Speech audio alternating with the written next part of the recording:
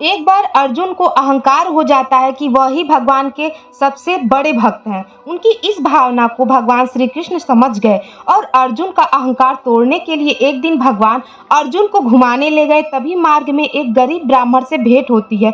उस ब्राह्मण का व्यवहार थोड़ा विचित्र था। वह सूखी घास खा रहा था और उसकी कमर से एक तलवार लटक रहा था।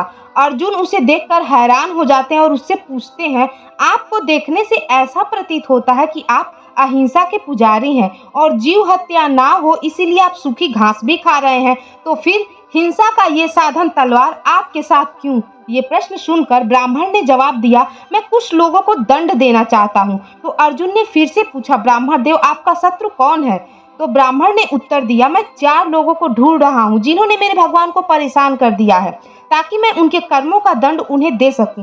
पहले तो मैं नारद को ढूंढ रहा हूँ जो हरदम मेरे प्रभु को भजन कीर्तन करके जगाए रखते हैं, आराम ही नहीं करने देते। उसके बाद मैं द्रौपदी से अत्यंत नाराज हूँ। उसने तो प्रभु को ठीक उस समय पुकार लिया जब वो भोजन करने बैठे थे और प्रभु ने उसी समय अपना भोजन छोड़ दिया ताकि वो पांडवों को दुर्वासा ऋषि के श्राप से बचा सके। फिर अर्जुन ने पूछा, तीसरा शत्रु कौन है?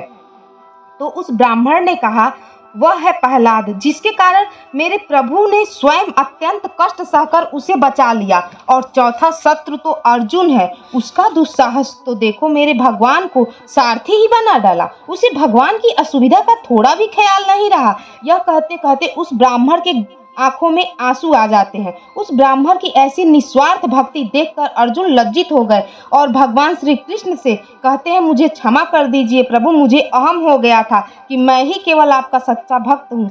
आज समझ में आ गया कि इस संसार में न जाने कैसे कैसे अद्भुत भक्त हैं, मैं तो उनके आगे कुछ भी नहीं हूँ।